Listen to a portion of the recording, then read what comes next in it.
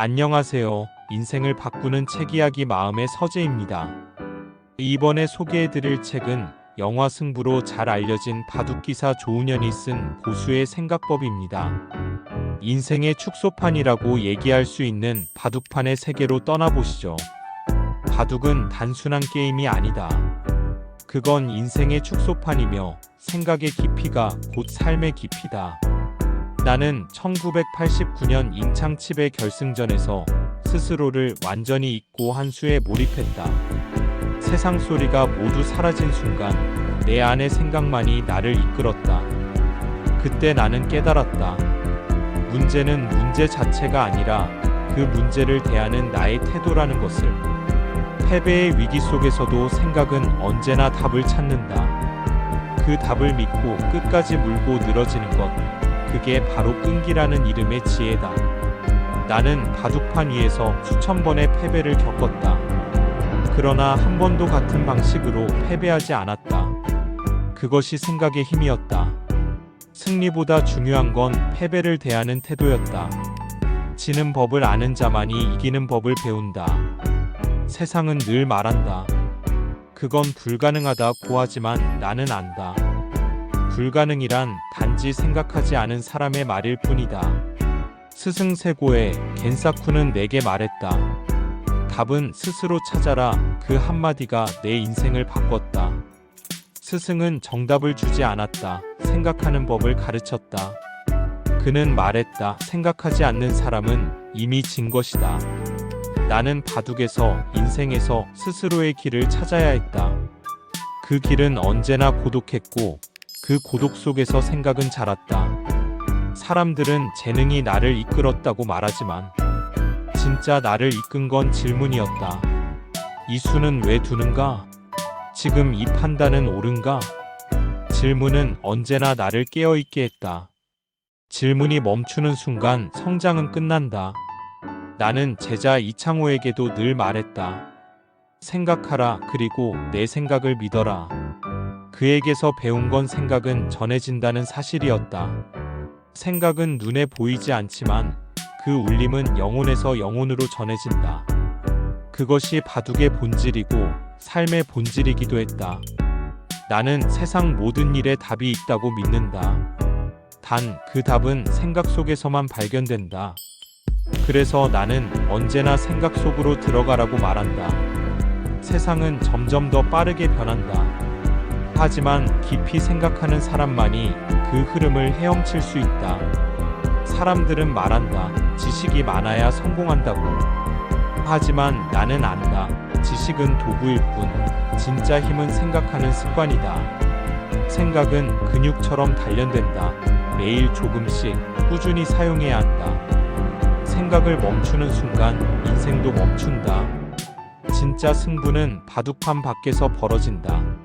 그건 자기 자신과의 싸움이다. 조급함, 두려움, 그리고 자만과의 싸움이다. 나는 수천 번 졌다. 하지만 단 한 번도 포기하지 않았다. 생각은 나의 무기였고 패배는 나의 스승이었다. 생각은 곧 긍정이다. 생각은 문제를 해석하는 방식이다. 위기는 언제나 새로운 수를 낳는다. 스승세고의 가르침은 지식보다 철학이었다. 이기려면 먼저 자신을 다스려라. 그 말은 평생 내 마음의 나침반이 되었다. 생각이 흔들리면 손이 흔들린다. 손이 흔들리면 삶이 흔들린다. 그래서 나는 생각부터 바로잡았다. 세상은 불공평하다. 하지만 생각은 모두에게 공평하다. 누구나 스스로의 길을 만들 수 있다. 나는 오랜 시간 이창호와 대국하며 느꼈다. 승패보다 중요한 것은 태도였다. 그의 침착함과 집중력은 내가 던져준 가르침의 또 다른 모습이었다. 스승이 제자에게 주는 최고의 선물은 답이 아니라 생각의 방향이다. 사람들은 운명을 믿지만 나는 생각을 믿는다. 운명은 기다리는 것이고 생각은 창조하는 것이다. 내가 걸어온 길은 단순히 바둑의 길이 아니다. 그건 인간으로서의 성장의 길이었다. 인내와 절제, 그리고 끊임없는 탐구의 여정이었다.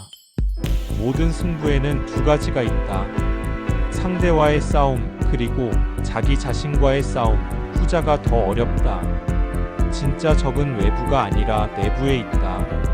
생각은 가장 큰 무기이자 가장 큰 위로다. 세상은 언제나 불확실하지만 생각은 나를 흔들리지 않게 했다. 사람들은 결과로만 판단하지만 나는 과정이 더 중요하다고 믿는다. 생각의 과정 속에서 인간은 성장한다. 내가 배운 가장 큰 진리는 이것이다. 끝까지 생각하는 자는 결국 승리한다. 세상은 속도가 아니라 방향의 싸움이다. 생각은 방향을 정하고 그 방향이 인생을 만든다. 누군가는 말할 것이다. 그건 너무 느리다고 하지만 느림 속에 깊이가 있고 깊이 속에 진짜 힘이 있다. 인생은 바둑판과 같다. 모든 수는 연결되어 있다. 하나의 선택이 또 다른 결과를 부른다. 그래서 나는 말한다. 한 수를 둘 때 인생을 생각하라. 바둑의 승패보다 중요한 것은 사람의 품격이다. 이기는 것도 지는 것도 결국 생각의 결과다. 이제 나는 후배들에게 이렇게 말한다. 생각하라. 그리고 믿어라. 생각이 너의 세상을 만든다. 지식은 사라지지만 사유는 남는다. 결국 인생을 지탱하는 것은 생각하는 힘이다. 세상은 바둑처럼 복잡하지만 생각하는 자에겐 언제나 길이 있다. 인생이란 승패가 아니라 얼마나 깊이 생각했는가의 기록이다. 그래서 나는 오늘도 조용히 마음속으로 외친다. 생각 속으로 들어가라. 사람은 누구나 자신만의 길을 걸어야 한다. 남이 닦아놓은 길 위에서는 결코 새로운 세상을 만날 수 없다. 기존의 길은 안전하지만 그 안에는 새로움이 자라지 않는다. 새로운 길은 언제나 낯설고 외롭지만 그 외로움 속에서 진짜 실력이 깨어난다. 고수는 그 외로움을 견디는 사람이다. 이길 수 있는 수보다 새로운 수를 찾는 것이 진짜 승부다. 남들이 다 아는 길에서는 한 수 앞을 내다볼 수 없다. 고수는 익숙함 대신 낯설음을 택한다. 그 낯설미 곧 창조의 시작이다. 승부는 늘 변화의 흐름 속에 있다. 그 흐름을 읽지 못하면 한때의 승리도 오래가지 못한다. 판이 바뀔 때 머물러 있던 자는 결국 밀려난다. 세상은 끊임없이 움직인다. 움직임 속에서만 생존이 있다. 고수는 흐름의 중심이 되려 하지 않는다. 그는 흐름을 잃고 조용히 방향을 바꾼다. 조급한 자는 속도를 내고 고수는 방향을 바꾼다. 방향을 바꿀 줄 아는 사람만이 끝까지 간다. 고수는 남보다 빨리 가지 않는다. 남이 멈췄을 때 조용히 한 수를 더 둔다. 그 한 수가 모든 것을 바꾼다. 승부의 세계에는 운도 재능도 있다. 하지만 그것들은 오래가지 않는다. 마지막에 남는 것은 끝까지 버티는 힘이다. 끈기란 단순히 참는 힘이 아니다. 흐름 속에서도 중심을 지키는 힘이다. 바람이 거셀수록 깊이 뿌리 내린 나무는 쓰러지지 않는다. 실패를 두려워하지 마라. 실패는 고수의 학교다. 지지 않는 법은 넘어지는 법을 배워야 터득된다. 패배 속에서 배우는 사람은 결코 같은 자리로 돌아가지 않는다. 그는 매번 조금씩 다른 자신으로 성장한다. 패배를 인정하는 용기, 그것이 다시 일어서는 시작이다. 실패를 감추는 자는 머물고 실패를 끌어안는 자는 전진한다. 조용히 생각하라. 고수의 한 수는 생각에서 태어난다. 수읽기는 머리로 하는 것이 아니라 마음으로 하는 것이다. 이길 수 있는 수가 아니라 가장 아름다운 수를 찾는 것이 진짜 고수다. 생각이 깊어질수록 판의 흐름은 단순해진다. 복잡한 수는 많지만 필요한 수는 단 하나뿐이다. 그 하나를 찾기 위해 고수는 수천 번의 실패를 반복한다. 그 실패의 무게가 그의 수를 단단하게 만든다. 생각이란 경험의 응축이다. 시간 속에서 숙성된 사유만이 판을 지배한다. 세상은 속도로 움직이지만 승부는 깊이로 결정된다. 속도는 남을 이기기 위한 것이고 깊이는 자신을 이기기 위한 것이다. 남을 넘어서려는 자는 지치고 자신을 넘어선 자는 단단해진다. 고수는 경쟁하지 않는다. 그는 단련한다. 고요 속에서 싸우는 사람, 그가 진짜 승부사다. 소리 없는 전투가 가장 오래 간다. 마음이 흔들릴 때는 시선을 내면으로 돌려라. 남의 수보다 자신의 마음을 읽는 것이 먼저다. 고수는 자신과의 싸움에서 이긴다. 그는 분노보다 평정을, 조급함보다 침묵을 택한다. 판이 요동칠수록 그의 마음은 더 고요해진다. 고요함은 집중을 낳고 집중은 통찰을 낳는다. 통찰은 한순간의 번쩍임이 아니라 오랜 관찰의 결과다. 보이지 않는 수를 보는 눈은 단련된 마음에서 열린다. 지식은 수읽기의 근육이다. 많이 안다고 고수가 되는 것은 아니다. 지식은 쌓는 것이 아니라 정리하는 것이다. 배운 것을 흩뜨리지 말고 내 것으로 만들어라. 남의 말이 아니라 자신의 생각으로 재해석하라. 아는 것보다 보는 것이 중요하다. 지식은 눈을 넓히지만 통찰은 눈을 깊게 한다. 지식은 시작이고 지혜는 완성이다. 고수는 지식으로 판을 읽고 지혜로 수를 둔다. 세상은 언제나 변한다. 그러나 원리는 변하지 않는다. 변화를 따라가되 본질은 놓치지 말아라. 모양은 바뀌어도 흐름은 같다. 그 흐름을 읽는 자가 진짜 고수다. 고수의 수는 화려하지 않다. 그의 수는 단단하고 조용하다. 그러나 그 한 수가 모든 판을 뒤집는다. 세상을 바꾸는 건 속도가 아니다. 깊이다. 세상에서 바둑은 현실과 가장 닮은 게임이지만 바둑판은 오직 그 안에서만 존재하는 세계다. 프로 기사들은 세상을 바라보기보다 바둑판 속에서 인생을 배웠다. 세고의 선생은 평생 쌀값도 몰랐고 나 또한 젊은 시절엔 세상 일에 관심이 없었다. 오직 수읽기와 승부만이 전부였던 시절이었다. 그러나 인생은 바둑과 다르다. 인생은 세상과 단절된 싸움이 아니라 세상 속의 흐름을 읽는 싸움이다. 작가는 시대를 이해해야 글을 쓰고 의사는 사람을 이해해야 치료할 수 있다. 세상과 단절한 사람은 결국 흐름을 잃는다. 바둑판의 수읽기는 기술이지만 인생의 수읽기는 통찰이다. 통찰은 세상에 대한 관심에서 시작된다. 신문을 읽고 영화와 책을 보고 사람들과의 대화 속에서 시대를 읽는 감각이 필요하다. 지금 당장 쓸모없어 보여도 그 모든 지식은 언젠가 결정의 순간에 길을 밝혀준다. 많이 아는 사람은 강하다. 모르는 것이 많을수록 사람은 불안해진다. 지식은 예측의 근육이며 최선의 수읽기는 결국 공부에서 비롯된다. 배움은 순간의 이익이 아니라 평생의 무기다. 바둑에는 시간이라는 제한이 있다. 초읽기는 그 한정된 시간 속에서 최고의 수를 찾아내는 싸움이다. 인생도 마찬가지다. 모든 일엔 마감이 있고 그 시간 안에서 결과를 내야 한다. 프로는 시간 안에서 완성한다. 시간이 많다고 항상 좋은 결정을 하는 것은 아니다. 오히려 오래 고민할수록 나쁜 수를 두기도 한다. 결단력은 지혜의 또 다른 이름이다. 완벽보다 중요한 것은 기한 안의 완성이다. 마감이 우리를 몰아붙이지만 그 압박 속에서 진짜 집중이 피어난다. 승부의 끝에는 복기가 있다. 복기는 단순한 회상이 아니라 자기 성찰의 시간이다. 패배를 직면하고 실수를 분석하며 다시 일어설 수 있는 용기를 키우는 과정이다. 복기를 통해 사람은 단단해지고 교만을 잃는다.